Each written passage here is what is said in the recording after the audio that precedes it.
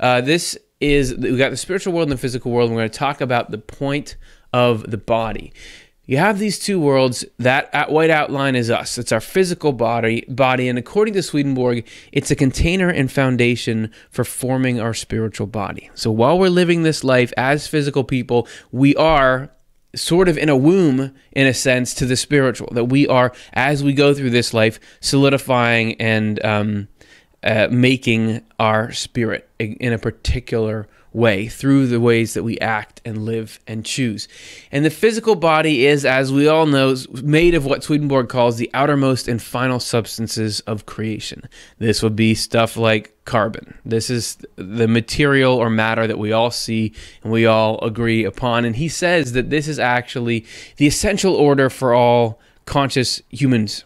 So every angel that he meets, every evil spirit that he meets, he says, at one point, they all went through this same process that we did, because this is just how you build a conscious spiritual being. And there's a reason for it. It's because this outermost level that we're all on right now has these characteristics that make it conducive to doing just this. It's physical, it's time bound. He says the spiritual world does not run by time in the way this one does. It's stable and it's constant, whereas the spiritual world is more fluid. It's solid, but it changes in response to thoughts and feelings. It's not as static as this. So this level we're on right now is perfect for creating this container and maintaining it.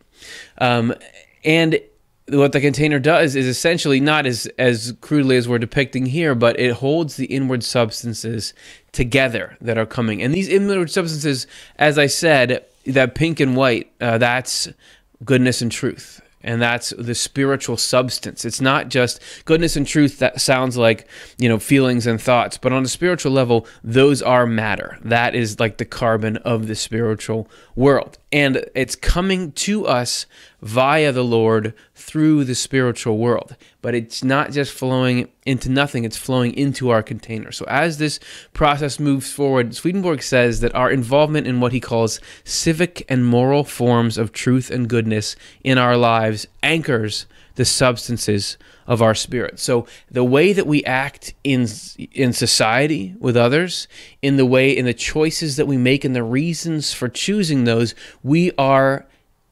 accepting, arranging various kinds of goodness and truth. If we reverse it, it turns into evil and falsity. We're forming this composite, though, that is us. And what this does is when the body disintegrates, as you see, the goodness and truth, the spiritual substance has been formed. This process makes it so we can be continuously existent and permanently our unique self that can grow in love and wisdom eternally. You couldn't see, the person is up there in the top, but it's not just this flowy mass of white and pink like it was before. You couldn't form something that solid simply in the spiritual world without initially having the physical world as a container. That's just what it takes to make the body. So that is the point of the physical world. And once you shed the body, you don't need it anymore. It's just like in this physical life here, once we're out of the womb, you do a lot of developing, but you don't need the womb again. You've already got that part formed. So you're forming through what you're eating and through the exercise you're doing and et cetera, right? So that's Swedenborg's view, is that this physical world is, again, just a jumping off point to the spiritual world.